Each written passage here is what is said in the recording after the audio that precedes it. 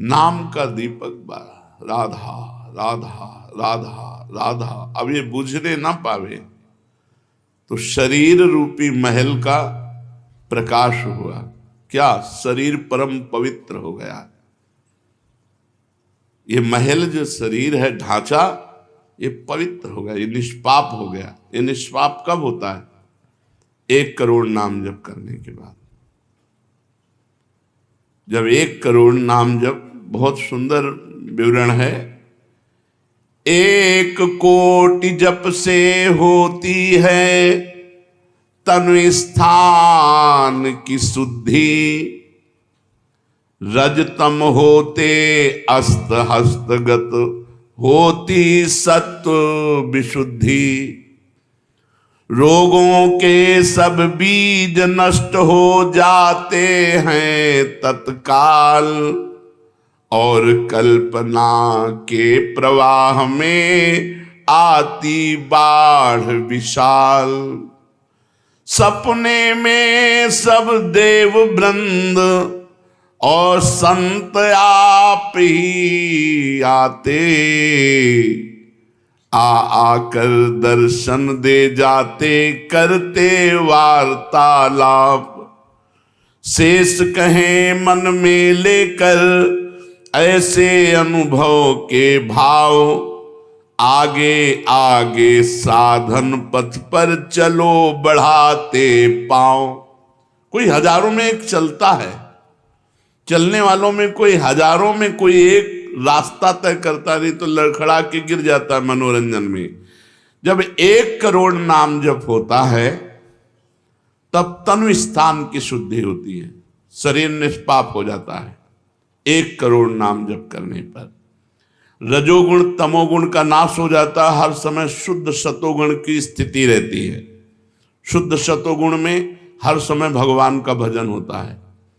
1 करोड़ नाम जप में इतने लाभ होते हैं, शरीर निष्पाप हो जाता है, रजोगुण तमोगुण का नाश हो जाता है, सतोगुण की स्थिति रहती है, और आगे रोग होने वाले जितने पाप बीज हैं वो सब नष्ट हो जाते हैं, और जो रोग हो गया है उसके सहने की सामर्थ्य मिलती है।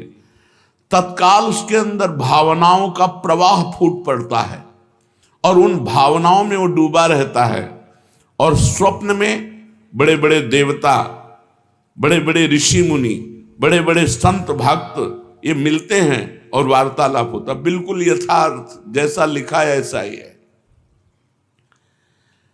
अब जब इस तरह की स्थिति उसके होती है तो उसका अनुभव भजन में और गाढ़ होने लगता है। तो 2 करोड़ भजन हुआ। जब 2 करोड़ नाम जप हुआ तब स्थिति क्या हुई?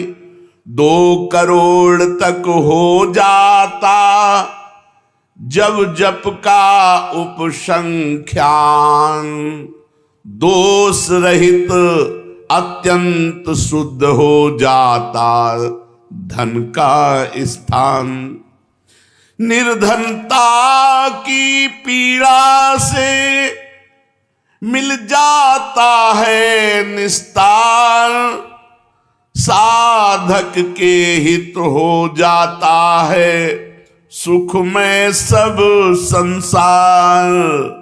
दैन्य दुख से देशांतर में रहते जो अन्यत्र, शीघ्र लौट कर वे निज गृह में हो जाते एकत्र। वे दुषहा दारिद्र उपद्रव हो जाते हैं शांत, होती रहती है कुटुंब में सुख की वृद्धि नितांत। शेष कहे मन में लेकर ऐसे अनुभव के भाव, आगे आगे अधिक वेग से चलो बढ़ाते पांव। 1 करोड़ नाम जप में तन शुद्ध हो गया, रजोगुण तमोगुण नष्ट हो गया, शुद्ध सतोगुण की स्थिति आ गई, रोगों का बीज पाप नष्ट हो गया, भावों का प्रवाह बढ़ा, बड़े बड़े देवता संत स्वप्न में दर्शन देने लगे। इन्हीं अनुभव से वो आगे बढ़ा। अब 2 करोड़ संख्या पूरी हुई।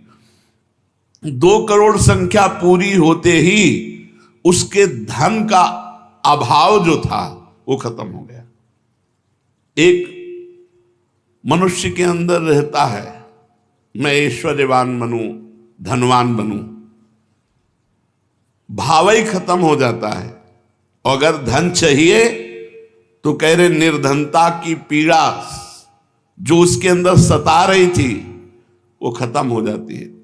उसके आवश्यकता से बढ़कर धन भगवान देने लगते हैं। जब 2 करोड़ नाम जप, माला 2 माला से नहीं कि चेक आ गई कि नहीं, माला 2 माला से नहीं, 2 करोड़ नाम जप करने वाले साधक के अंदर से धन की चाह खत्म हो जाती है। भगवान 2 प्रकार से चाह पूर्ण करते हैं, एक चाह हटा करके अचाह करते हैं और एक धन दे करके चाह से अचाह कर देते हैं। दैन्यता, दुख, भटकना ये सब खत्म हो जाता है। दरिद्रता के जितने उपद्रव होते हैं सब खत्म हो जाता है। उसमें सुख ही सुख, सुख ही सुख छा जाता है। जैसे 2 करोड़ नाम जप करने वाले के हृदय से धन का अभाव हो जाता है, सारी अनुकूलताएं उसको घेर लेती है, सारे वैभव उसको घेर लेते हैं। जैसे समुद्र बिल्कुल नहीं चाह करता पर नदियां दौड़ती हुई समुद्र में अपने आप समा जाती है, ऐसे ही 2 करोड़ नाम जापक के पास अपने आप सुख समृद्धि घेर लेती है। आगे 3 कोटि भगवन नामों का जप होता जब पूर्ण, तो स्थान पराक्रम का विशुद्ध तब हो जाता है तूर्ण। जो 2 करोड़ के बाद आगे बढ़ा तो अंतःकरण स्थान है, परम पवित्र होने लगता है। 2 करोड़ नाम जप के बाद जब धन की चाह मिट गई, 1 करोड़ में सुना, 2 करोड़ में, अब 3 करोड़ में।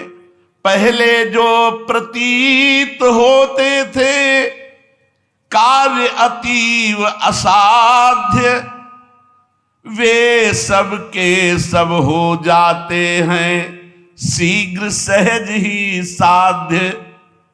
3 करोड़ नाम जप करने वाला का हृदय पवित्र हुआ, और जो असाध्य था कि काम नहीं छोड़ सकते, क्रोध नहीं छोड़ सकते, अरे ये तो बहुत बड़ी, सब साध्य होने लगा।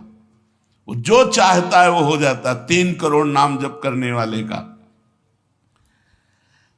ऐसा संसार उसे प्यार करने लगता है जब 3 करोड़ नाम हो जाता है, जैसे सगा भाई अपने सगे भाई से प्यार करता है, और उससे भी घनिष्ठ पूरा संसार उसे प्यार से देखता है, जिसके 3 करोड़ नाम रूपी धन हो जाता है। शेष कहे मन में लेकर ऐसे अनुभव के भाव, आगे आगे अधिक वेग से चलो बढ़ाते पांव। अब 4 कोटि जप से होती है सुख स्थान की शुद्धि, फिर तो बाधित किसी त्रास से हो न कभी मन बुद्धि। 4 करोड़ जब नाम हुए तो सुख स्थान कौन है? हृदय। हृदय में सुख क्या है? भगवदानंद। अब उसके अंदर भगवदानंद का स्फुरन होगा 4 करोड़ नाम जप से। अब मान अपमान, लाभ हानि, दुख सुख, द्वंद्व जितने, इनका कोई प्रभाव उसके हृदय में नहीं पड़ता 4 करोड़ नाम जापक के हृदय में।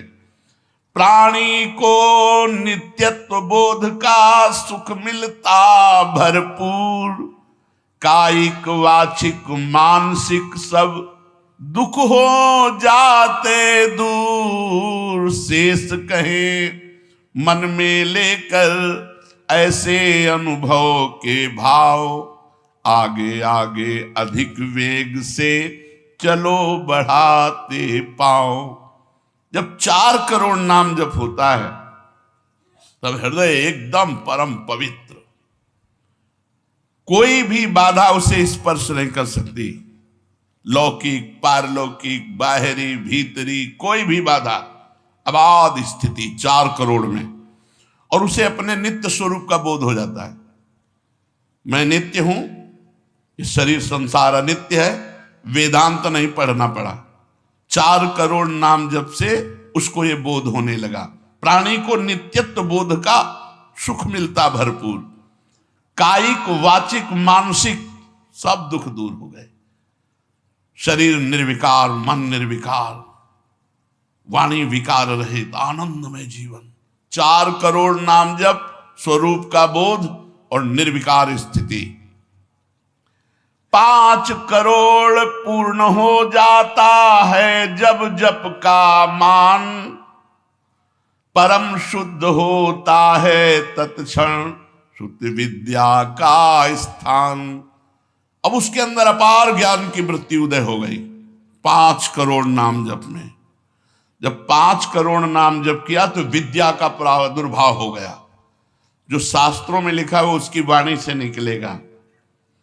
अगर वो संसार चाहता है तो जो चाहेगा 5 करोड़ नाम जप में पुत्रहीन पुत्रवान हो जाएगा, आयुष्मान हो जाएगा। अगर जिसकी आयु क्षीण है, मूर्ख मनुष्य है तो बहुत विद्वान शास्त्रों का हो जाएगा। कोई उससे द्वेष करता है तो उसके सामने घुटने टेक गए। बहुत से लाभ उसके 5 करोड़ नाम जप करने। 4 करोड़ में स्वरूप बोध हो गया था, 5 करोड़ में अगर जो चाहे, एक तो चाह ही नहीं रह जाती स्वरूप बोध के बाद, लेकिन अगर फिर भी आवश्यकता है तो जो चाहे वो प्राप्त हो जाता है। 6 करोड़ जप से कट जाते रिपु स्थान के कष्ट, बाह्य और कामादिक आंतरिक बैरी होते नष्ट। 6 करोड़ नाम जप करते ही वो 6 शत्रुओं पर विजय प्राप्त कर लेता है। काम, क्रोध, लोभ, मोह, मद, मत्सर, इन पर विजयी, स्वरूप बोधवान, अपार धन संपत्ति, स्वप्न में देव देवांतरों के बड़े बड़े महापुरुषों के दर्शन, अपार आनंद में। 6 करोड़ नाम जप करने पर दुस्साध्य रोग, असाध्य जो कभी नहीं ठीक होता, संकल्प करे 6 करोड़ नाम जप करके तो तत्काल ठीक हो जाए। अभी जो भजनानंदी महात्मा, इनके लिए कोई दुर्लभ वस्तु है क्या? पर 6 करोड़ नाम इस नाशवान शरीर के लिए लगावे। ब्रह्मास्त्र का प्रयोग मच्छर मारने के लिए है। जब तक जीना है तब तक तू जी, 6 करोड़ नाम से भगवान की प्राप्ति करेंगे कि इसे? बोले होता है दुस्साध्य रोग शीघ्र ही समूल विनाश, पूर्ण आरोग्य देह करता है नित्य निवास। 7 करोड़ नामों के जप का जब पूर्ण होता विधान, जे भी 7 करोड़ नाम उसके जप हुए तो उससे विशुद्ध होता है तत्क्षण जाया स्थान। अब त्रिभुवन में कोई कामिनी उसे आकर्षित नहीं कर सकती। यहां से लेकर के अप्सरा, देवलोक, ब्रह्मलोक तक की अब उसको आकर्षित नहीं कर सकती। परम पवित्र भाव उसके अंदर में, जहां कामिनी का प्रवेश ही नहीं। भारी से भारी प्रतिकूलता, भारी से भारी अनुकूलता भगवान नाम नहीं छुड़ा सकती। 7 करोड़ नाम जापक की ऐसी स्थिति हो गई कि घनीभूत गाढ़ नाम में डूबा हुआ है। विश्व की अप्सराएं भी एक साथ उसको मोहित करना चाहे तो नहीं मोहित कर सकती हैं। एक दूसरे को आपस में देते मोद अमंद। बड़े बड़े महाभागवतों का प्रगट में मिलन शुरू हो गया। जैसे देवर्षि नारद जी, शनकादि जी, वो उनसे बात करते हैं। वो आनंद मोद में डूबा हुआ भगवान के आनंद मोद में उनको डुबाता है और वो उनको डुबाते हैं। अब 8 कोटि जप से होता है शुद्ध मृत्यु का स्थान, बाधा दूर अकाल मृत्यु की होती आयु महान। पूर्ण आयु पाकर साधक नर साधन में हो लीन, आत्मराज्य के सिंहासन पर हो जाता आसीन। जब 8 करोड़ नाम जप किया तो मृत्यु का भय खत्म हो गया। वैसे वो दीर्घायु होगा क्योंकि अकाल मृत्यु का नाश हो जाता है भगवान नाम जप करने से, लेकिन शरीर से संबंध उसका नहीं रह गया। वो आत्मस्वरूप में स्थित आत्म सिंहासन पर हर समय विराजमान रहता है। 8 करोड़ जिसका नाम हो जाता है, जप हो जाता है, वो पूर्ण आत्मज्ञानी महापुरुष, शरीर संसार लोक व्यवहार काम क्रोध मोह मद मत्सर सबसे दूर, निर्विकार परमात्म स्वरूप हो गया। 9 करोड़ जब पूरा हो जाता है जप का मान, तब उससे अत्यंत शुद्ध होता धर्म स्थान। सगुण रूप में मंत्र देवता का हो जाता साक्षात्कार। अब जो आप प्रेम धर्म में चले थे, भगवत धर्म में चले थे, अब वो शुद्ध साक्षात्कार का समय आ गया। नाम का अधिष्ठात्र देवता सामने प्रकट हो जाता है। जैसे राम राम तो राम प्रकट हो जाएंगे, राधा राधा तो राधा। नाम जप करो, लिखा तो है संख्या से। अगर धुआंधार जपो तो जब हो जाएगी तो श्री जी अपने आप मिल जाएगी। गिनती कौन करे? आप लोगों को गिनती आती हो तो गिनती कर लो अपने। तो धुआंधार के गिनो तुम जप हम रहे। प्रभु से कहते हैं गिनो तुम जप हम रहे। हमें पता तुम बेईमानी नहीं करोगे कि संख्या में बेईमानी आप नहीं करोगे और जपले में बेईमानी हम नहीं करेंगे। धुआंधार जपो रात दिन। अभी देखो ये सब हाय हाय, इधर ये पीड़ा वो पीड़ा, ये समस्या। भगवान का नाम पकड़ करके जपो, देखो क्या क्या नहीं मिलता। नाम रूपी धन को तो भूले हुए हो और इधर उधर बेईमानी छल कपट से चंद रुपए, चंद धन, चंद सुख, इनमें विश्राम मिलने वाला है। सगुण रूप से भगवान का साक्षात्कार 8 करोड़ नाम जप करने वाले को होता। बोले भगवान कितने में मिलते हैं? तो संख्या में सुन लो, 8 करोड़ में साक्षात सामने सिया राम, राधे श्याम, शिव पार्वती, जो चाहोगे वो खड़े हो जाएंगे। 8 करोड़ नाम जप करो और वो वाणी का सत्य वक्ता हो जाता। जो बोलेगा वही होगा। 8 करोड़ नाम जप करने वाला साधक जो बोलेगा, जाओ तुम्हारा मंगल हो जाए, मंगल हो जाए, जाओ तुम्हें भगवान का साक्षात हो जाए। ऐसे साक्षात्कार होता है। जब 9 करोड़ नाम जप किए तब वो भगवत साक्षात्कार के योग्य हो गए। उनकी वाणी सत्य हो गई और उनके सुख का वर्णन नहीं किया जा सकता। 9 करोड़ नाम जापक के हृदय में जो सुख उदय हुआ उसका वर्णन नहीं किया जा सकता। अब जब 10 करोड़ जप का पूर्ण विधान हो जाता तो दोष रहित अत्यंत शुद्ध हो जाता कर्म स्थान। अब संचित कर्म भस्म हो गए, नवीन क्रियमाण भस्म हो गए, प्रारब्ध भोगने की क्षमता आ गई। कितने? 10 करोड़ नाम जप में खत्म खेल। अभी पहुंच रहा है परम मोक्ष की तरफ, भगवत साक्षात्कार। इसके बाद जो नाम जप हो रहा है उससे संचित प्रारब्ध सब क्रियमाण सब समाप्त। भगवत दर्शन और नाम जप बढ़ा, ये सब समाप्त।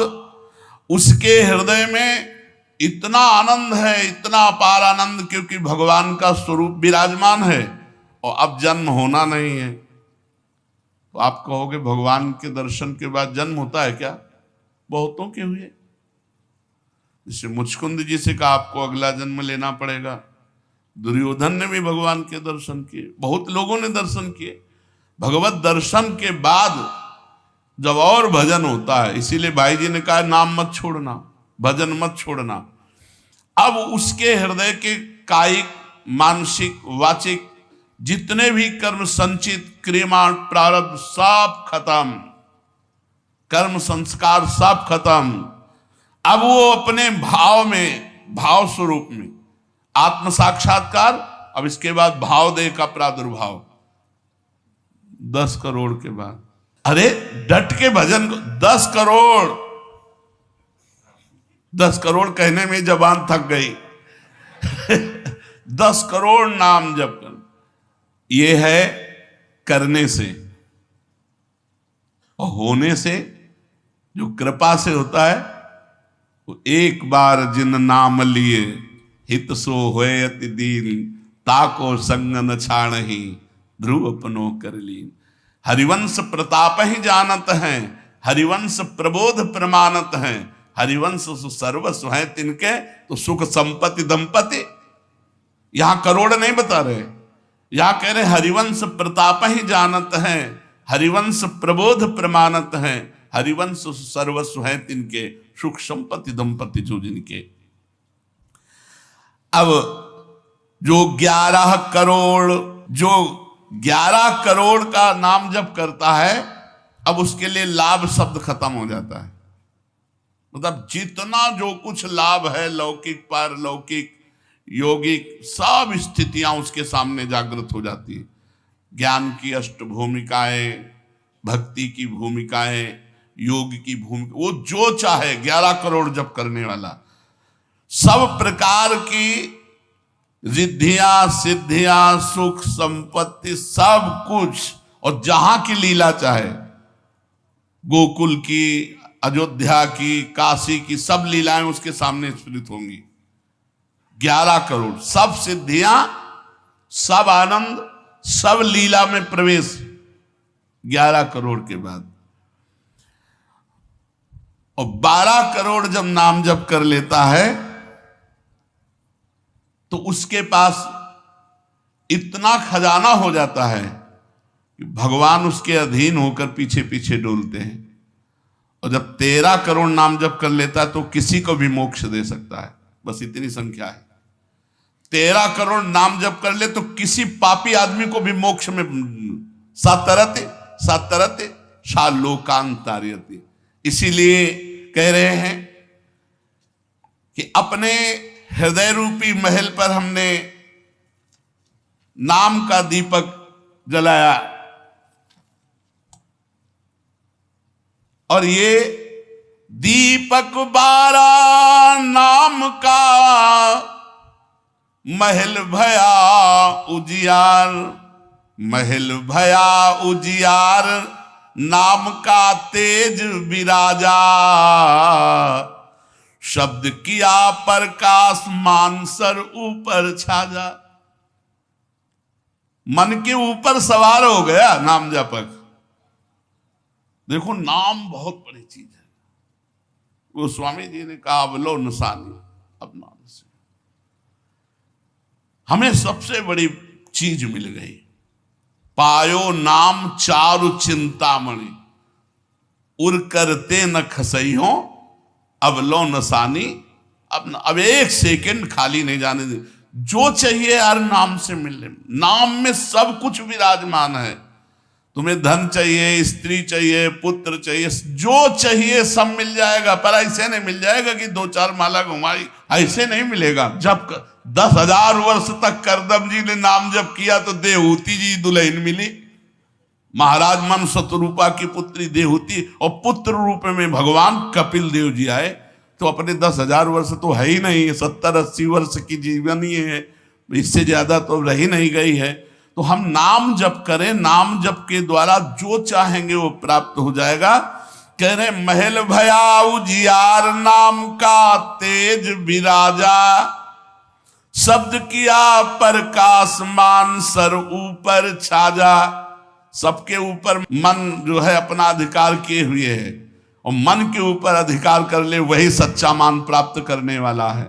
नाम जापक मन के ऊपर अधिकार कर लेता है, और जे ही मन के ऊपर अधिकार किया, मन अधीन हुआ, तो 10 दिशा भई शुद्ध, बुद्ध भई निर्मल साची, छूटी कुमति की गांठ सुमति प्रगट होए नाची। जो बुद्धि प्रकृति के अधीन थी, नाम जापक की अब परमात्मा में अधीन होने लगी। जो कुमति से जड़ चैतन्य की गांठ पड़ गई थी वो छूट गई और सुमति प्रकट हो गई। हर समय भगवान के नाम जापक को अन्य कोई साधन छूना भी नहीं पड़ता, अपने आप वो दिव्य बोध को प्राप्त हो जाता है। होत 3600 राग दाग त्रिगुण का छूटा, सतोगुण रजोगुण तमोगुण तीनों गुणों से ऊपर हुआ। अब अद्भुत राग रागिनियों का आनंद ये अनहद नाद है। उसमें बहुत प्रकार के वाद्य बजते रहते हैं। घंटा किसी ध्वनि के साथ मंत्र चल रहा है, कभी बंसी ध्वनि चल रही, एक अद्भुत अद्भुत। अब ऐसे थोड़ी बंसी ध्वनि सुनाई देगी कि यहाँ घूम रहे हो, इधर उधर की बातें कर रहे हो, संसार का चिंतन कर रहे हो, बंसी ध्वनि सुनाई देगी? नहीं, बंसी ध्वनि नहीं सुनाई देगी। त्रिगुण माया का नाटक ये दिखाई देगा, प्रपंच दिखाई देगा। ये बहुत लाभ है नाम जप करने में। जो चाहोगे प्राप्त हो जाएगा नाम जप करने से। पलटू अंधियारा मिटी बाती दीनी टार, दीपक बारा नाम का महल भया उजियार। इसलिए मय्यासक्त मनः पार्थ, भगवान में यदि आसक्त होना है तो एक नियम ले लो, उठते बैठते चलते फिरते जैसे गरीब आदमी धन कमाना दिमाग में रख करके वो मेहनत करता रहता है, ऐसे नाम रूपी धन इकट्ठा कर लो, जो चाहोगे प्राप्त हो जाएगा, जो चाहोगे। किसी ने कहा कि हम ब्रह्मचारी हैं, आजीवन ब्याह नहीं करेंगे, लेकिन बुढ़ापे में हमारी सेवा कौन करेगा? तो तुम्हें भरोसा नहीं प्रभु का? ये सोचना कि बुढ़ापे में हमारा क्या होगा, ये अविश्वास है, शरणागति में कलंक है। अरे जोई जोई प्यारो करे सोई मोहि भावे, जैसे मुझे प्रभु रखेंगे वैसे मैं रहूंगा। मेरी चाह नहीं कि प्रभु हमारी ये व्यवस्था कर दे। सच्ची कहते हैं जिन्होंने भगवान का भजन किया उनकी बुढ़ापे में ऐसी सेवा हुई कि अपना बेटा सेवा नहीं कर सकता। पक्का समझो, ऐसी सेवाएं हुई। हमने वृंदावन में रहे, हमने देखा है जिन्होंने एक भी शिष्य नहीं बनाया, जीवन भर किंचन से रहे, कभी बैंक में गए ही नहीं होंगे जीवन में, और जरा सा कपड़ा पहनना मांग के खाना। उनकी बुढ़ापे में ऐसे सेवा हुई कि कर कमल में हाथों में सोच कर आई जाती थी। अरे और कोई करे न करे, क्या भगवान नहीं है जिनकी हम शरण में हैं? माधवदास बाबा जगन्नाथपुरी में जब बार बार सोच संग्रहणी रोग में, तो आंख खोल करके देखा कि जहां दुर्गंध युक्त कुटिया थी वहां सुगंध हो गई, और देखा कि एक नौ किशोर पीतांबर बांधे हुए समुद्र से लंगोटी धो के ला रहा है। जब सामने आए तो देखा जय जय भगवान जगन्नाथ स्वयं। तो उनका प्रभु आप ऐसा कार्य, मल भरी हमारी लंगोटी धो रहे हो, तो उनका तुम्हारा कोई है क्या? बोले प्रभु आपके सिवा कोई नहीं। बोले जिसका मेरे सिवा कोई नहीं होता तो फिर मैं ही तो सेवा करूंगा। स्वयं जगन्नाथ भगवान माधवदास बाबा की लंगोटी धोए। एक जगन्नाथ भगवान माधवदास बाबा की नहीं, अनेकों रूपों से अपने भक्तों का आज भी पोषण कर रहे हैं। हम अज्ञानी जीव जान नहीं पा रहे, हम व्यक्ति को समझ रहे हैं, वो मेरा भगवान स्वयं उस रूप में आकर हमारा भरण पोषण कर रहा है। इसलिए आजीवन एक नियम ले लो कि जबान से भगवान का नाम नहीं छूटेगा। राम नाम मणि दीप धरि जीह देहरी द्वार, तुलसी भीतर और बाहरो जो चाहा सुजियार। यही परलोक सकल सुख पात मेरे सो भैया कृष्ण गुरु संत। खूब नाम संख्या इकट्ठा करो और प्रियाजू के चरणों में अर्पित करो। जो चाहोगे वो प्राप्त हो जाएगा। और सही बात पूछो तो नाम जप का फल ये है कि कोई चाह ही न रह जाए। हमारी सुंदरता तभी काम की जब सुंदर शिरोमणि प्रभु हमें स्वीकार कर ले। ये मरण धर्मा शरीर दीजेंगे तो क्या करेंगे? क्या करेंगे? क्या दे देंगे मरण धर्मा? इसलिए अति दुर्वारा इंद्रिय वैरिण आमर्दयंती सततम माम। गौर से देखो तो प्रभु को दिखाई देने चाहिए, अन्यथा कुछ नहीं है इनमें। कौन सा सुंदर रूप है? कहां सुंदरता है? कहां सुंदरता रह गई है? बहुत विचित्र स्वभाव। आज जो हमारे समाज का स्वरूप बिगड़ता चला जा रहा है, बुरा जरूर लगेगा, लेकिन बाबा जी हैं, अगर हमारी बात नहीं तुम्हें समझ में आएगी तो तुम्हारी हिम्मत नहीं कि कोई कहे। इसीलिए हिम्मत से कह रहे हैं, ए भाई ये अंग प्रत्यंग ढकने के लिए है, अंग प्रत्यंग ढकने के। इनकी पवित्रता, इनकी उज्जवलता, इसको आप बिखेरो मत। आपका चरित्र महान तो आपका जीवन महान हो जाएगा। इससे आप महान नहीं बन जाओगे, इससे महान नहीं बन जाओगे। नहीं, जितना पवित्रता, गांव के बड़े बूढ़े से, अब हमें तो पता नहीं, लेकिन हम अपने सामने देखा है इतना तुरंत हो गया। बूढ़ी बूढ़ी का पानी लाना तो घर में घुसेंगे तो ऐसे पूरा घर सावधान, एकदम ऐसे बड़े बुजुर्ग। मर्यादाएं थी, पवित्रता थी। उसी का परिणाम राष्ट्र भक्त, भगवत भक्त, प्रेमी संतानें होती थी, चाहे बच्चा हो चाहे बच्ची हो, एक से एक उज्जवल कीर्ति वाले। आज बच्चा बच्ची ऐसे हो रहे हैं, अपने माता पिता को पीट रहे हैं, अपमानित कर रहे हैं, मनमानी आचरण कर रहे हैं, और कह दो तो ऊपर से अंकुश आ जाए। तुम होते कौन हो कहने वाले? कौन होते हो कहने वाले? कोई किसी को कह नहीं सकता। नहीं, हम इसलिए कह सकते हैं कि हम शास्त्र, संत, गुरुजन, इनका अधिकार है समाज पर, और समाज का इनके ऊपर अधिकार है। अगर हम गलत हैं तो पूरा समाज विरोध कर सकते हो, और अगर तुम गलत हो तो हम पूरे समाज का विरोध कर सकते हैं। धर्म के मार्ग का उपदेश करने वाला धर्मेश, जो धर्म गुरु पर बैठा हुआ या उपदेश करता, अगर गलत है तो पूरा समाज उसका विरोध करने का अधिकार रखती है, और अगर वो समाज को सुधारने के लिए तो पूरे समाज का विरोध करने का वो अधिकार रखता है। ऐसा नहीं कि 10,000 एक पक्ष में हो गलत मार्ग में तो वो अकेला ब्रह्म ऋषि 10,000 का विरोध कर सकता है। धर्म शास्त्र ऐसा आदेश करता है। आप विचार करके देखो, भगवान श्री राम जी को आदेश हुआ, तापस वेश विशेष उदासी 14 वर्ष राम वनवासी।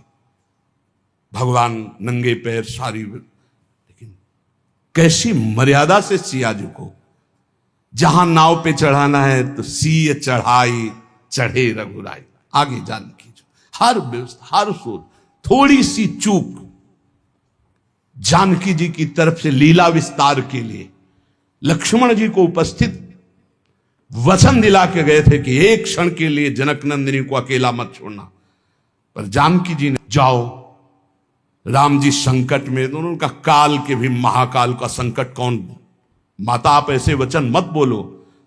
तो उनका आप मुझे समझ में आ रहा है भगवान कोई लीला करना, ऐसे रेखा खींची और कहा मां इस रेखा को क्रॉस मत करना, इस रेखा को किसी की सामर्थ्य नहीं त्रिभुवन में कि क्रॉस करके आपको छू ले। लेकिन लक्ष्मण रेखा को पार हर समय। तो आप इन बातों पर ध्यान दीजिए। रामचरितमानस की कैसी पोशाक होनी चाहिए, कैसी व्यवस्था होनी चाहिए, कैसी चाल ढाल होनी चाहिए, हमारा जीवन कैसे मंगलमय हो सकता है। उस पवित्रता का ही प्रभाव था कि इतना त्रिभुवन को भयभीत कर देने वाला रावण जानकी जी के सामने नेत्र नहीं मिला सकता था, और अशोक वाटिका में जाके रखा, बार बार मनाता रहा। और जब उठाया था तो ऐसे नहीं उठाया था, सीता चरण बंदी सुख माना। हे जगत जननी, मैं जानता हूं यद्यपि मैं जो कृत्य कर रहा हूं अपने विनाश के लिए, अपने मंगल के लिए कर रहा हूं, पर मैं जानता हूं कि आप कौन हैं, इसलिए मेरा प्रणाम स्वीकार करें।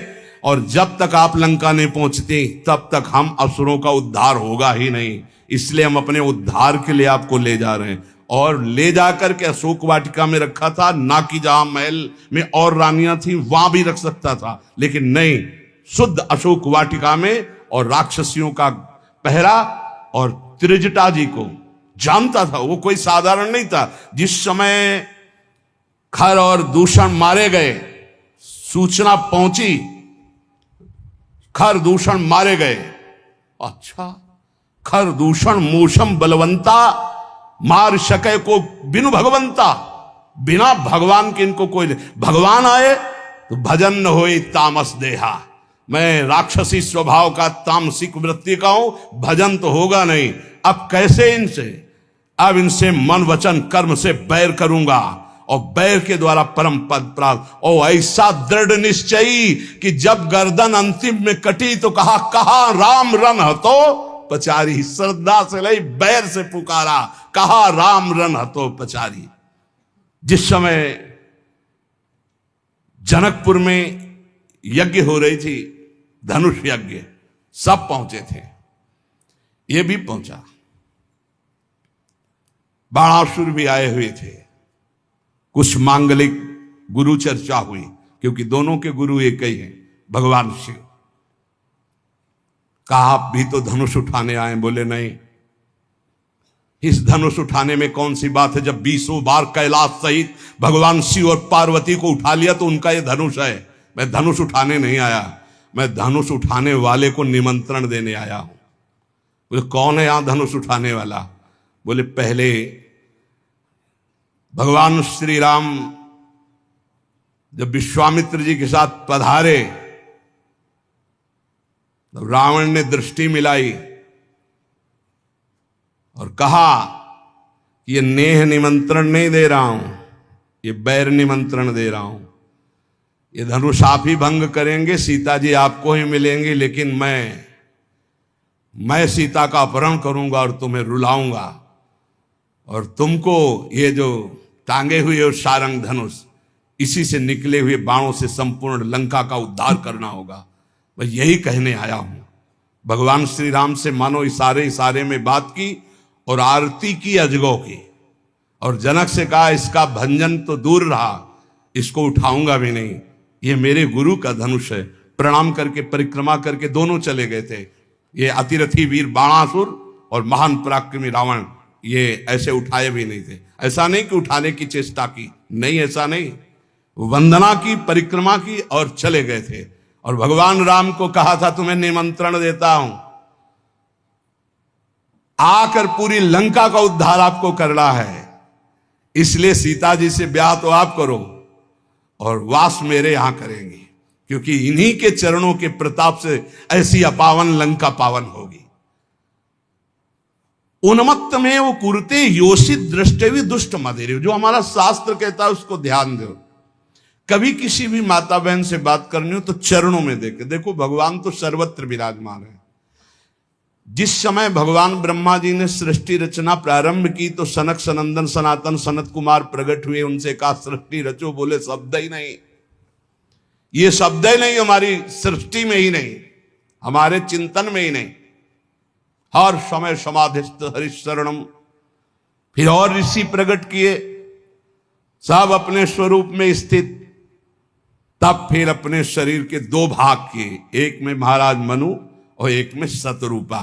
फिर ये परस्पर ऐसा आकर्षण प्रकट हुआ जिससे सृष्टि वर्धन नहीं, सब ब्रह्म स्वरूप, सब भजनानंदी, भजन में ही डूबने के लिए। तब ब्रह्मा जी ने अपने शरीर के दो भाग किए, वामांग से शतरूपा और दाहिनी भाग से महाराज मनु, और यहां से फिर ये मैथुन सृष्टि प्रकट हुई।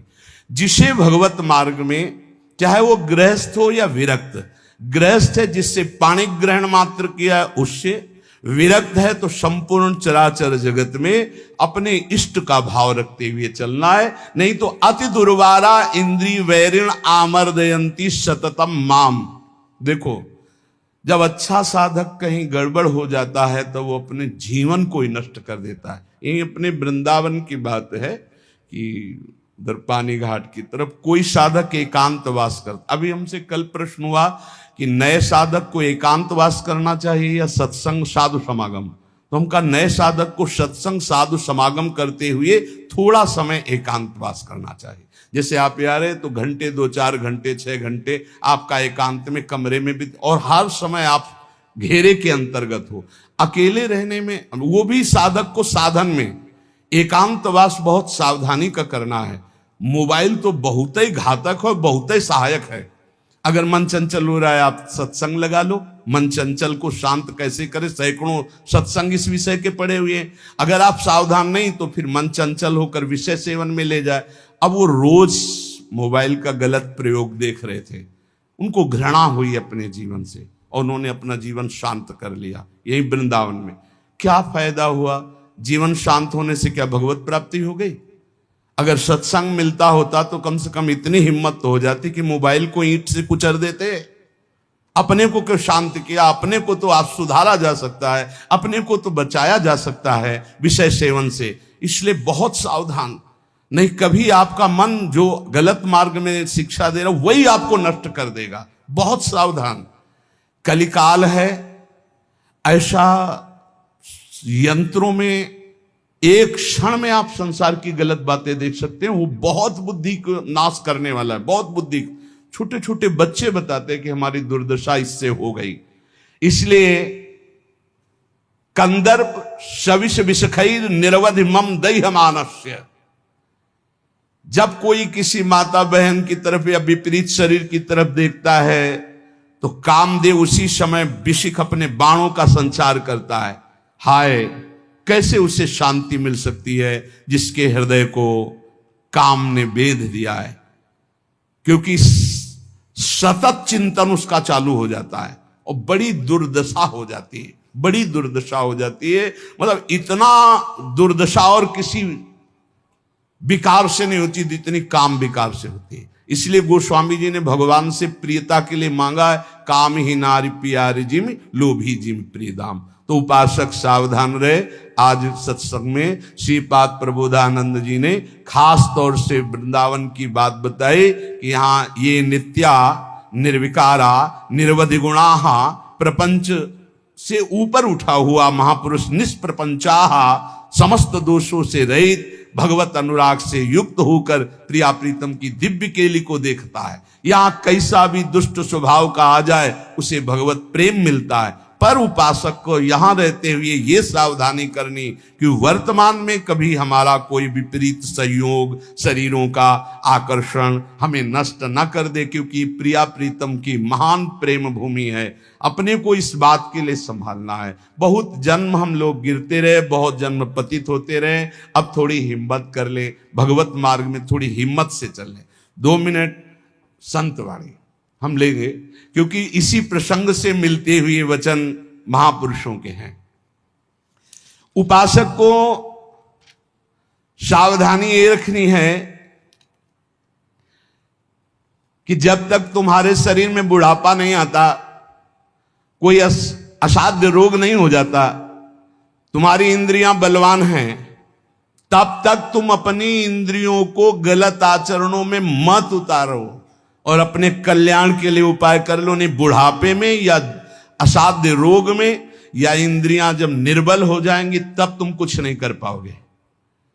जो मनुष्य दूसरे प्राणियों के शरीरों की हिंसा करके या हिंसा करवा के या हिंसा का अनुमोदन करके अपने शरीर को पुष्ट करता है, जैसे पशुओं को लाके काट के फिर खाना, बोले हम काटते तो नहीं, दुकान से ले आते हैं। तो दूसरा, हम लाते भी नहीं है, मंगवा लेते हैं। तीनों को बराबर नरक मिलेगा। कर्ता प्रेरक अनुमोदन, प्राणियों की हिंसा करना, हिंसा करवाना, हिंसा का अनुमोदन करना, ये स्वभाव भगवत मार्ग से बिल्कुल विपरीत ले जाएगा। संतों की बातें, भगवत भक्तों की बातें, शास्त्र की बातें जहर जैसी लगेंगी ऐसे लोगों को, और अगर सुन लिया श्रद्धा से तो सुधार भी हो सकता है। किसी भी तरह से किसी भी जीव को मार करके खाना जो हमारे शास्त्र के विरुद्ध है, वो तुम्हारे लिए हिंसा और बहुत बड़ा पाप होगा। जीव तो सब में है, जीव बिना जीवे नहीं। मूरी में भी जीव है, गाजर में भी जीव है, आलू में भी जीव है, अरहर के पेड़ में भी जीव है, उर्द के भी पेड़ में, गेहूं के भी पेड़ में, लेकिन वो हमारे खाने के लिए शास्त्र सम्मत है। लेकिन ये दूसरे अन्य जीवों के मारकर खाने की बात मानव शरीर के लिए नहीं, राक्षसी भाव के लिए, जो राक्षस हैं उनके लिए है। संसार में जितने भी जीव हैं, मन से, वचन से, शरीर से जब किसी को दंड नहीं दिया जाता तो अपने सारे पाप नष्ट होने लगते हैं और उसे कोई भी दुख भोगना नहीं पड़ेगा। उसके दुख देने वाले पाप कर्म क्षय हो जाते हैं। सभी जीव को चाहिए कि ये बात समझ लें, सब यहां जीना चाहते हैं, सब अपने शरीर को सुखी रखना चाहते हैं। अगर किसी भी प्राणी को तुम मारते हो या उबालते हो या खाते हो तो तुम्हारा नाश निश्चित है, तुम्हारी दुर्गति निश्चित है। अपने स्वार्थ के लिए, काम से, क्रोध से, भय से यदि किसी को पीड़ा पहुंचाते हो, काम से 4 लोग मिलकर किसी के साथ ऐसा अभद्र व्यवहार करना या मार देना या ऐसा कर देना, तुम ये सत्य समझ लीजिए कि तुम्हारी दुर्गति पक्की है। ये महापुरुषों के वचन है। जो श्रेष्ठ परोपकारी, निश्चय पूर्वक दूसरों के दुख को दूर करने की बात करने वाले हैं, वही मानव जीवन धारण करने का लाभ लेते हैं। क्रोध से, लोभ से, भय से या हास्य से भी पापकारी बात कभी मत करो। पाप वाली बात हंसी मजाक में भी मत बोलो।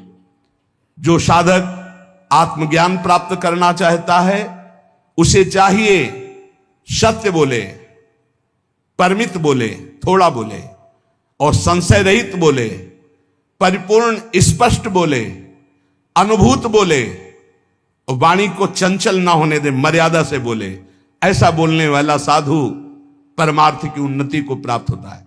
सत्य बोले, थोड़ा बोले, संशय रहित बोले, परिपूर्ण स्पष्ट शास्त्र सम्मत बोले, जो बोले अनुभव से बोले, वाचालता रहित होकर बोले, वो परमार्थ का पथिक होता है। जो भाषा सत्य है पर कठोर है, दूसरे को दुख पहुंचा रही है, बड़ी रूखी बात है, वो नहीं बोलनी चाहिए। जिसे आत्मशोधन करना है उसे ब्रह्मचर्य रहना ही है, इसीलिए इसको शुरू किया। जिसे ब्रह्मचर्य रहना है उसे शरीर को चिकना बनाना, श्रृंगार करना, यह सब छोड़ देना चाहिए। काय को इसको अभी कुछ दिन बाद शरीर छूट जाएगा, फिर लकड़ी में जलेगा भाई। चाहे जितना इसे पाउडर लगा लो, चाहे जितना इत्र छिड़क लो, आग में जलेगा कुछ दिन। बोले कुछ दिन क्यों, अभी तो हम 30-40 साल ऐसे निकल गए। ऐसे अब पता नहीं 30-40 साल है कि नहीं है, ऐसे निकल जाएंगे। ब्रह्मा जी के यहां कमल की पंखुड़ी में जितने में सुई छेदो उतने में 1 वर्ष हो गया। अपने 100 वर्ष कितने हुए, 100 बार ऐसे ब्रह्मलोक में करे तो हो गया। अपने शरीर को ज्यादा श्रृंगार, सुख, सुविधा, प्यार मत दो। जितने से भजन बन जाए, धर्म बने, उतना ही दो। स्त्रियों का काम भाव से स्पर्श करना, संभाषण करना, देखना छोड़ दे। यदि आत्मशोधन करना है स्त्री साधक को पुरुष साधक से, काम भाव से, कैसे, किसी भी तरह से, बहुत सावधानी का विषय से आपको खुद निर्वाह करना है, कोई दूसरा निर्वाह करने वाला नहीं, दूसरे को सफाई देने की जरूरत नहीं। तीसरी बात, पहला है शरीर का श्रृंगार, दूसरा है स्त्रियों से संसर्ग, संभाषण, बातचीत आदि आदि। तीसरा है पौष्टिक और स्वादिष्ट भोजन। ये महान भयंकर हैं 3 बातें जो साधक को नष्ट कर देती है। शरीर का श्रृंगार करना, माताओं बहनों से काम भाव से युक्त होकर के इस तरह का व्यवहार, बातचीत, ऐसा आप सफाई पेश कर सकते हैं। भैया सफाई पेश करने की बात नहीं, आप खुद देख लीजिएगा। आपका अगर दृष्टि ठीक है, आपका भाव ठीक है, आपका व्यवहार ठीक है, भगवान को साक्षी करके, तो कोई दोष नहीं है। लेकिन यदि आप अंदर से दूषित हैं तो आप बचिए। और स्वादिष्ट बलिष्ठ भोजन, आत्मशोधन करने वाले उपासक को जरूरत नहीं, कोई जरूरत नहीं। ये घी, रबड़ी, रसगुल्ला, दूध और ये बादाम, पिस्ता, ये गृहस्थों के लिए बने, ये भगवत मार्ग के पथिकों के लिए नहीं। उनके लिए नाम रूपी बल और ब्रह्मचर्य का महान ताकत, एक अद्भुत बल, एक अद्भुत उत्साह, एक अद्भुत तेज बना रहता। बादाम में थोड़ी है, हलवा में थोड़ी है। बादाम हलवा खा के तो बेकार हो जाओगे।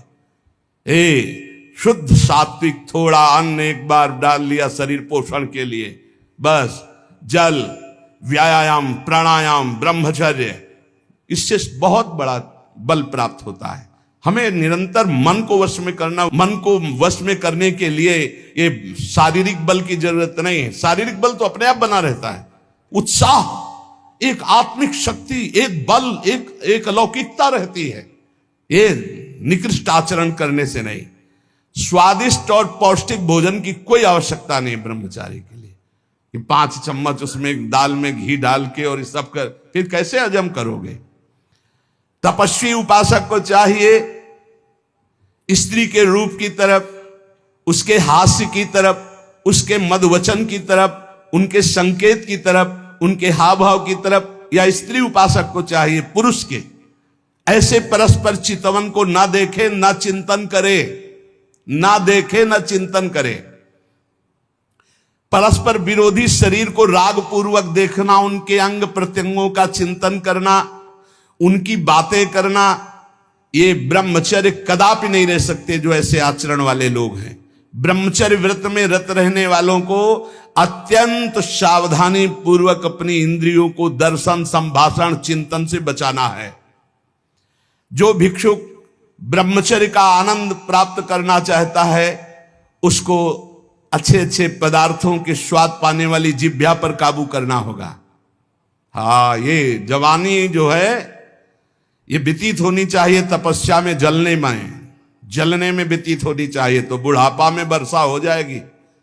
गर्मी की बात वर्षा आती है ना, जलोगे तपोगे तो वर्षा हो जाएगी, और अगर पहले ही भीजे भोगों में पड़े रहोगे तो बुढ़ापा में सड़ोगे। फिर ध्यान रखना, पक्की बात समझ लो। सड़ना जानते हो किसे कहते हैं? अगर ध्यान हो आपको हितधाम में, एक 70-75 वर्ष के वयोवृद्ध वेशधारी जो बोल रहे थे, तुम हम दोबारा पुनरावृत्ति नहीं करेंगे बोलने की, वो बोल रहे थे, आप लोगों को ध्यान होगा कि महाराज बचा लीजिए, 75 साल का हूं, ऐसे से ऐसा ऐसा ऐसा।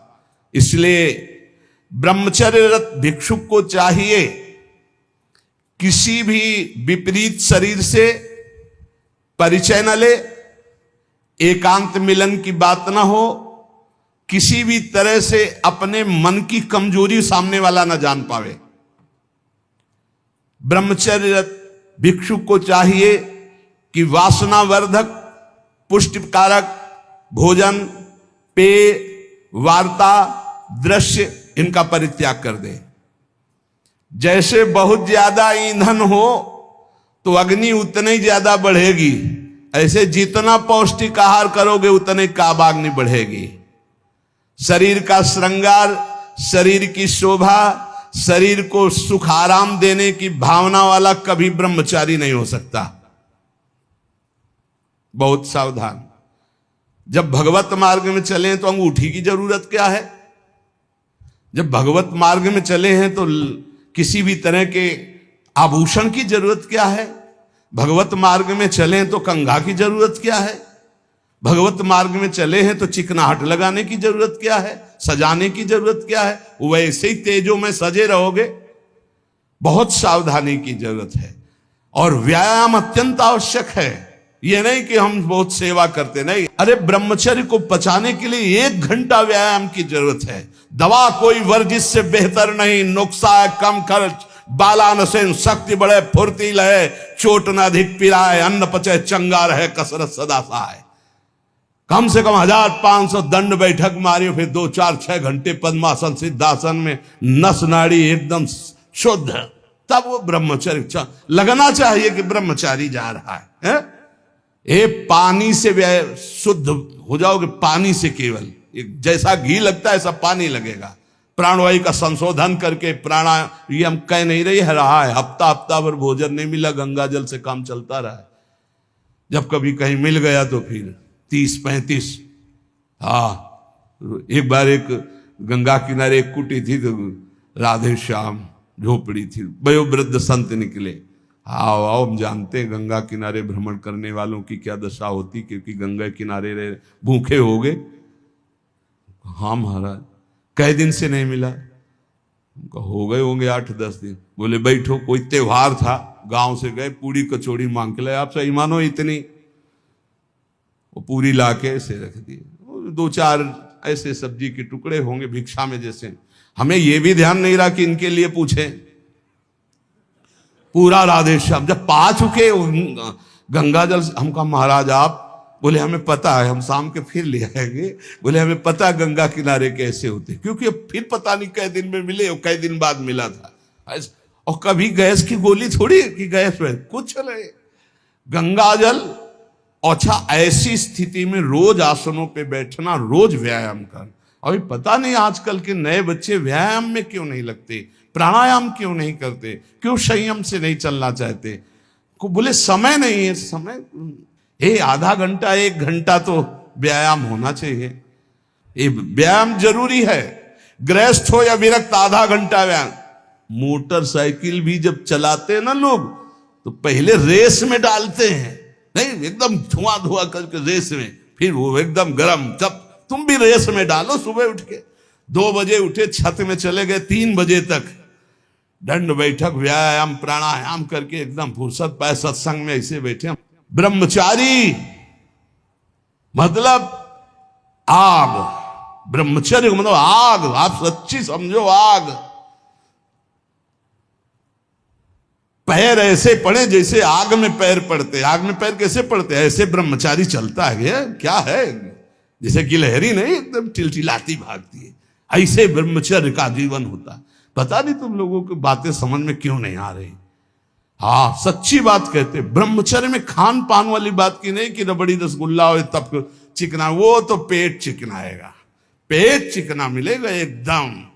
और ब्रह्मचारी के नेत्र होते हैं, नेत्र बोलते हैं। जैसे जंगली सिंह के नेत्र हैं, ऐसे ब्रह्मचारी के नेत्र होते हैं। उसके नेत्र में एक पावर होता है, एक दबाव पक्ष होता है। वो जिस पर नेत्र डाले तो एक बार झुक जाए सामने वाले के नेत्र। ब्रह्मचर्य का ऐसा पावर, देवलोक सहित समस्त देवता उससे नित्य नमस्कार करते हैं जो ब्रह्मचारी होता है। जो भिक्षुक वीतराग शारीरिक और मानसिक ब्रह्मचर्य से परिपक्व, शारीरिक ब्रह्मचर्य और मानसिक ब्रह्मचर्य, मन और 5 ज्ञानेंद्रियों के द्वारा किसी भी विषय का धर्म विरुद्ध भोग नहीं। ये ब्रह्मचर्य धर्म है, ये ध्रुपद है, ये नित्य है, ये शाश्वत है।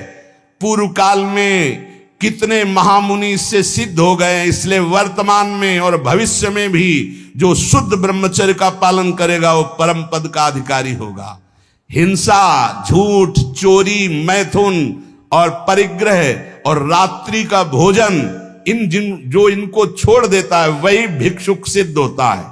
फिर सुन लीजिए, हिंसा मन वचन कर्म से किसी भी जीव की नहीं, झूठ बिल्कुल नहीं बोलना, चोरी किसी की नहीं करना। चोरी का तात्पर्य है अगर किसी का खेत है, किसी की वस्तु है, किसी का अधिकार है, हम बिना पूछे नहीं छुएंगे।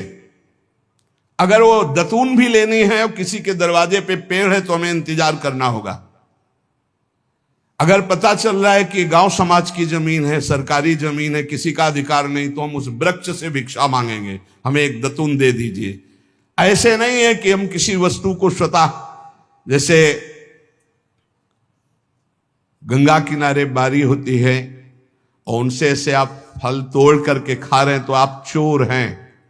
यह नहीं कह रहे हमारा, नहीं, किसी की कोई भी वस्तु बिना भिक्षा किए नहीं लेना है। आगे है मैथुन का पूर्ण त्यागी वीतराग परमहंस, बैरागी, किसी भी तरह के अष्ट मैथुनों में से एक भी नहीं। और परिग्रह, दान नहीं, इसीलिए भिक्षा शब्द है। तुम हमें दे रहे हो, हम नहीं लेंगे, हमें जरूरत होगी हम मांग लेंगे, हम भिक्षुक हैं। ये उपासकों की, अच्छे जो उपासक उनकी रहनी होती है। ले 100 रुपया नहीं जरूरत है हमें, आधा घंटा बाद जरूरत होगी तो हम किसी से मांग लेंगे, भाई अगर हमें जहां लगेगा तो हम 5 लोगों से मांग लेंगे अगर जरूरत है, लेकिन हम तुम्हारे देने पर नहीं लेंगे। तुम्हारे देने पर दान होगा और हमारे लेने पर भिक्षा होगी। हमें जब आवश्यकता होगा, जहां से श्री जी प्रेरित करेंगे, हम मांग लेंगे, हमें नहीं चाहिए। हिंसा, झूठ, चोरी, मैथुन, परिग्रह और रात्रि का भोजन, ये साधक कभी रात्रि में भोजन न करे। और सूर्य अस्त होने के 30 मिनट पहले या 30 मिनट बाद, बस इसके आगे नहीं जाना चाहिए। जिसको ब्रह्मचर्य रहना है, साधना में रहना है, एक 9, 10, 11 बजे आराम से आप खूब बतरा के अच्छे अच्छे पदार्थ पा रहे हो, ये सब साधना के खिलाफ बात है। अगर इस समय भोजन नहीं होता, 4, 5, 6 सूर्यास्त के 30 मिनट पहले और 30 मिनट बाद तक, फिर आप पानी पी के काम चलाओ या दुग्ध ले लो 200-250 ग्राम। भोजन भरपेट मत करो, क्योंकि हमें 1 बजे रात्रि से जगना है, 2 बजे रात्रि से जगना है, हमें साधना में लगना है। और ठसाठस 11 बजे तक यहाँ पा लिए तो 10-11 बजे तक के लिए वो प्रमाद स्थिति पैदा कर देगा। रात्रि का भोजन निषेध है साधु के लिए, या तो सूर्यास्त होने के पहले या बस सूर्यास्त होने के बाद ही 30 मिनट बाद तक, मतलब 7, बहुत अधिक 7:30, 8, इसके आगे नहीं। 9, 10, 11, 12 ये सब नहीं। गृहस्थों की बात अलग। वीतराग परमहंसों का हमने स्वभाव देखा है, सूर्यास्त होते होते जो कुछ, बस फिर इसके बाद शांत। ये रात्रि का भोजन तो एकदम निषेध है, 8 के बाद तो पाना ही नहीं चाहिए, ये नियम बना लो। ये 5 कारण होने पर, उपदेश मिलने पर भी वो अपने जीवन में नहीं उतार पाता है। अभिमानी होने से, क्रोधी होने से, प्रमादी होने से, असाध्य रोगी होने से या भोगी होने से। ये 5 दोष होने के कारण गुरुजनों के उपदेश अपने जीवन में नहीं उतार सकता। अभिमानी होने से, क्रोधी होने से, प्रमादी होने से, असाध्य रोगी होने से या भोगी होने से। जो ब्रह्मचर्य नहीं रह पा रहा है, जो भोगी है, वो गुरु के उपदेश नहीं धारण कर सकता। जो असाध्य रोगी है वो बेचारा असमर्थ है, और जो प्रमादी है वो नहीं, और जो क्रोधी है वो नहीं, और जो अभिमानी है वो नहीं। जो गुरु की आज्ञा का पालन करता है, उनके इशारों को समझता है, उनकी आज्ञा में अपने प्राण समर्पित किए हैं, उसके अंदर संपूर्ण भागवतिक सद्गुण प्रकाशित हो जाते हैं। इसलिए उद्धत ना हो, नम्र रहो, चपल ना हो, शांति स्थिर रहो, मायावी मत बनो, सरल रहो, कोई नौटंकी नाटक नहीं, कौतूहली मत बनो, गंभीर रहो, किसी का तिरस्कार मत करो, सबको सम्मान दो, किसी से क्रोध वार्ता मत करो, क्षमा करो, अपने मित्रता का व्यवहार सुरक्षित रखो, शास्त्र का अध्ययन करो, पर शास्त्र के ज्ञान का घमंड मत करो। कोई भी तुम्हारे पर क्रोध करे, अप्रिय व्यवहार करे, तुम उसकी भलाई करो, ईश्वर से प्रार्थना करो कि उसकी बुद्धि शुद्ध हो। ऐसे उपासक को परम पद की प्राप्ति निश्चित होती है। जो श्रवण किया उसको मनन करो, आचरण में उतारो, नाम जप करो, जीवन इस जन्म में भगवान की शरण तक पहुंच ही जाए, भगवत प्राप्ति हो ही जाए पक्का। जो भी हास्य विनोद में भी सत्संग में कहते हैं वो केवल शिक्षास्पद कहते हैं। किसी का नीचा दिखाना या किसी का उपहास करना हमारा लक्ष्य नहीं, लेकिन आप उपहासपद आचरण ना करें। आप ऐसा कोई पहनावा, ऐसा कोई खान पान, ऐसा कोई नाटक ना करें जो हमारे सनातन धर्म के विरुद्ध है, जो हमारे शास्त्र के विरुद्ध है। उससे आपका पतन हो जाएगा, पक्का समझो। बहुत बड़ा प्रभाव होता है सात्विक आहार, सात्विक भेष, सात्विक चिंतन, इससे बहुत उन्नति होती है। और असात्विक आहार, असात्विक भेष, असात्विक मन माने आचरण, इनसे बहुत पतन हो जाता है। इतना पतन हो जाता है, आप सोचो, जिन माता पिता परिवार को प्राणों से अधिक प्यार किया जाता है, बुद्धि भ्रष्ट हो जाती है, काम से पीड़ित होकर वो अपने परिवार के गले काट देता है, भाग जाता है दूसरे पुरुष के साथ या दूसरी स्त्री। ये क्या बुद्धि भ्रष्ट हो गई। जिनकी पूजा करनी चाहिए उनकी हत्या कर देते हैं, जिनको हमें शीश पर आज्ञा उनके शीश उतार लेते हैं। ये बुद्धि भ्रष्ट हो जाती है। आप देख लो, समाज में देख लो क्या हो रहा है। इसीलिए हम अगर विनोद में भी कोई बात कहते हैं तो तुम्हारे मंगल के लिए कहते हैं। किसी को कभी कुछ चुभे, कभी कुछ कोई शब्द चुभे, उसका विचार करना वो बहुत ही कड़ुआ होगा, लेकिन आपको स्वस्थ करने लायक होगा।